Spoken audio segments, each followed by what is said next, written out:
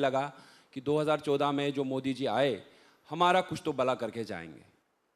लेकिन मुझे बहुत दुख के साथ कहना पड़ा है कि राम जी का वनवास 14 साल का था, पांडवों का वनवास 12 साल का था, लेकिन हम अपने ही देश में अपने 30 साल से विस्थापित हैं।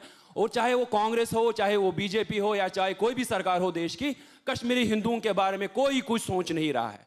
खाली इनको जब चाहे जिसको चाहे उसको यूज कर रहा है। खाली हमको एक शोकेस बनाया गया है। हम अपने ही देश में रिफ्यूजी हैं, कोई हमारी समस्याओं का निवारण नहीं कर रहा है। मोदी जी कश्मीर में जाके कभी जय हिंद नहीं कहते। कितनी बार गए वो? मोदी जी कश्मीर जा सकते हैं, सबसे मिल सकते हैं, लेकिन कैंपों में जम्मू के हिंदुओं के साथ नहीं मिल सकते हैं। अपने अपने हिंदू भाइयों जो रिफ्यूजी कैंप्स में रहते हैं जम्मू में, उनके साथ नहीं मिल सकते। ये कैसा दोहरापन है मोदी जी का? पिछले 4 साल में मोदी जी ने कश्मीरी हिंदुओं के बारे में एक भी स्टेटमेंट नहीं दिया। कश्मीर में तो कोई हिंदू रहा नहीं। अब कश्मीर से आके हम जम्मू में आ गए। अब जम्मू में भी आपने क्या किया? बाहर की कंट्री से, बांग्लादेश से, बर्मा से मुसलमानों को लेके आए आप। उतना ही था तो रमेश जी ने तो कहा लाहौर, मैं तो कहता हूं लाहौर तो भी दूर है, उनको कश्मीर ही लेके जाते। जम्मू में क्यों रखना है?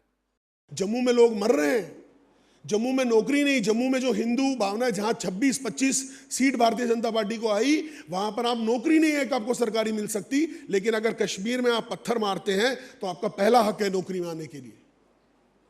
कल किसी ने 12,000 रोहिंग्याओं की बात की। मैं आपको फिगर बताता हूं, 34,000 रोहिंग्या और 1 लाख बांग्लादेशी रिफ्यूजी आज जम्मू में है। और उनके अगर आप आज घर देखें, उनको घर दिया गया है, उनके आधार कार्ड की सुविधा है।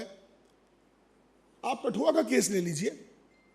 आप कठुआ के केस के बाद, जो ही कठुआ का केस हुआ, उसके बाद इमीडिएटली महबूबा मुफ्ती ने एक ऑर्डर निकाला कि जम्मू के गुज्जर और बकरवाल मुसलमान कबायली जो समुदाय है, ये किसी भी जमीन में अगर जाके रुके तो उस जमीन का हक इनका होगा।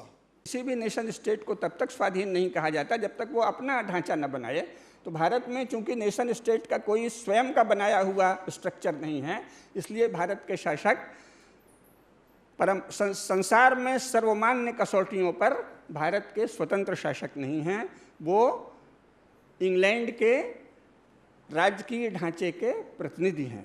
तो एक तो समस्या ये है कि हमारे पास अपना शासक नहीं है, क्योंकि हमारे पास अपना राज्यतंत्र नहीं है और हमने इसको सोचा ही नहीं, पहली बात। दूसरी बात जो है, फिर भी भारत में भी सेकुलर स्टेट जो कहा है उन्होंने, उसका अर्थ धर्मनिरपेक्ष नहीं है, क्योंकि एक अधिकृत प्रकाशन हुआ है, संविधान का अधिकृत हिंदी प्रकाशन हुआ है और उसमें सेकुलर को पंथ निरपेक्ष कहा है कि भारत एक पंथ निरपेक्ष समाजवादी लोकतांत्रिक सार्वभौम गणराज्य है।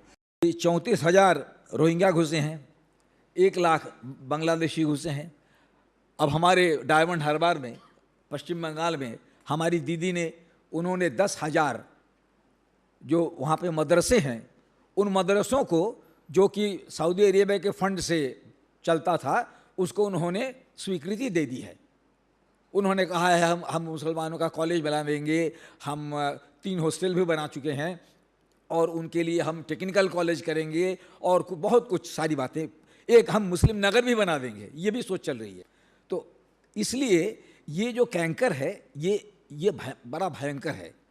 सरेआम गन पॉइंट पे घर में घुस के बच्चियों को किडनैप करके 9 साल से 16-17 साल तक की उम्र की बच्चियों को फोर्सफुली कन्वर्ट किया जाता है।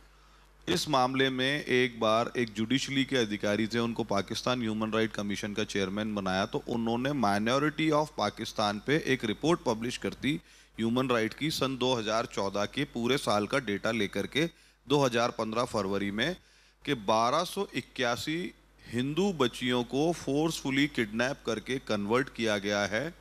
ये एफआईआर जो दर्ज हुई वो डेटा था। एफआईआर वहां पे वो हिंदू दर्ज करवा पाते हैं जो बनिए हैं, ब्राह्मण हैं, जाट हैं, राजपूत हैं, जिनके पास थोड़ा बहुत पैसा वैसा है, जो कानून की थोड़ी समझ रखते हैं, वो किसी तरीके से हिम्मत करके थानों तक पहुंच जाते हैं। लेकिन मीडिया ब्लैकआउट है, मीडिया उनके बारे में नहीं लिखता था। जुडिशली ब्लैकआउट है, एडमिनिस्ट्रेटिव ब्लैकआउट है, उनके